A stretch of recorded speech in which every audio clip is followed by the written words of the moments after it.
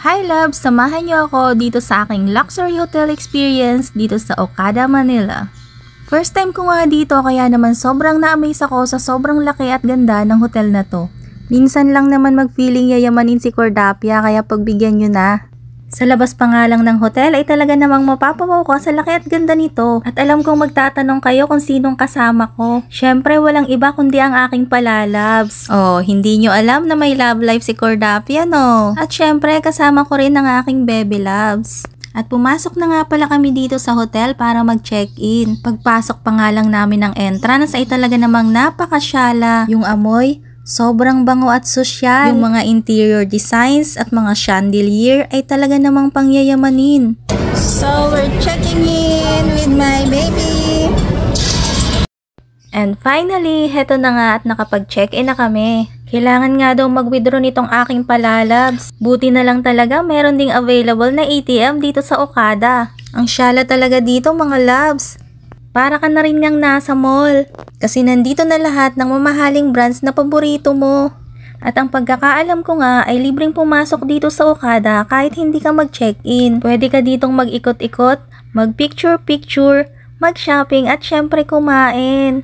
Oo, kumain. Dahil meron na ring restaurants at mga fast food dito. Syempre, mawawala ba naman ang paborito mong si Jollibee? Sobrang dami talagang choices dito. Ikaw na lang ang magsasawang mamili. Dito nga pala yung room namin sa Coral Wing. At syempre, ayan, mag-room tour tayo. Tara! Grabe mga loves, napakabango, napakalinis at napaka-elegante. Pagpasok mo nga ay meron ditong maliit na walk-in closet na napakaganda. Parang ako, charot. Ayan, syempre may bathrobe na pangmalakasan, cabinet and hangers para sa mga damit nyo. At syempre, meron ding slippers na pwede nyong iuwi. Charot. Pero ang totoo, iniuwi ko talaga to guys. Sayang kasi, binayaran namin yan eh. Kung kailangan nyo ng eco bag para sa marurumi nyong damit, ay meron na nga rin sila. Deluxe twin bed nga pala yung room na binook namin para sa aking baby loves at sa aming dalawa ng aking palalabs. 3 days and 2 nights nga pala kami nagstay dito mga loves. At syempre, ganda-gandahan si Cordapia. Isa nga sa mga nakakatuwa dito ay meron silang pinuprovide na complimentary snacks and beverages. At may pa-chocolate pa nga na pangyayamanin ng lasa. Syempre, favorite ko yan kaya hindi ko yan hihindian. Meron sila ditong tablet na pwede mong gamitin para ma-access ang buong room, ang TV at pati na rin ang kurtina. O, diba ang syala? Ang bongga talaga mga loves. Meron ding safe dito at syempre minibar para hindi mo na kailangan lumabas. Yun nga lang may bayad to, pati na rin yung ibang snacks. Dito naman tayo sa bathroom mga loves. Meron nga sila ditong bathtub na talaga namang gamit na gamit namin ng aking palalabs. Eh talaga namang babad na babad mga be. Naikot ko yata lahat ng sulok ng kwartong to. Kumpleto na nga rin sila sa mga toiletries, shampoo, and mga towels. At eto nga yung pinaka nakaka-amaze sa lahat. Automatic yung toilet bowl mga loves. May automatic button na rin para sa bidet at sa iba pa. Ito naman yung separate shower room na merong hot and cold shower. Ayan, meron na ring body wash, shampoo and conditioner. At syempre, upuan kung gusto nyong magkainan. Ay, kung gusto nyo palang mas ma-relax.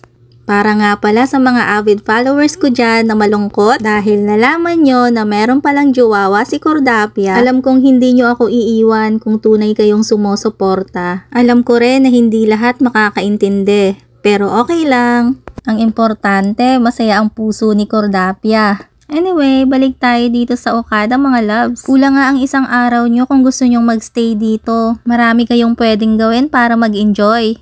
Pag pumunta kayo dito, huwag nyong palampasin yung napakagandang fountain show. Kung mahilig naman kayong mag-swimming ay meron sila ditong available na indoor pool. Tara, tingnan natin.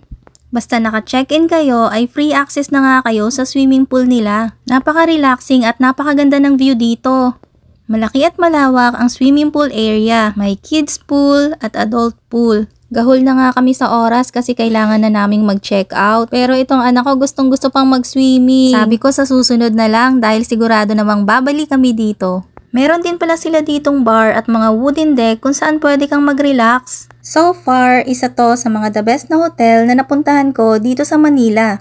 Matatanaw mo nga rin pala dito ang Manila de Bay. Para sa mga magtatanong, sa agoda.com nga pala ako nag-book mga loves. Maikli lang ang buhay. Kaya mag-staycation ka rin paminsan-minsan. At hanggang dito na nga lang muna ang vlog ni Cordapia. See you next time! Ay, Okada!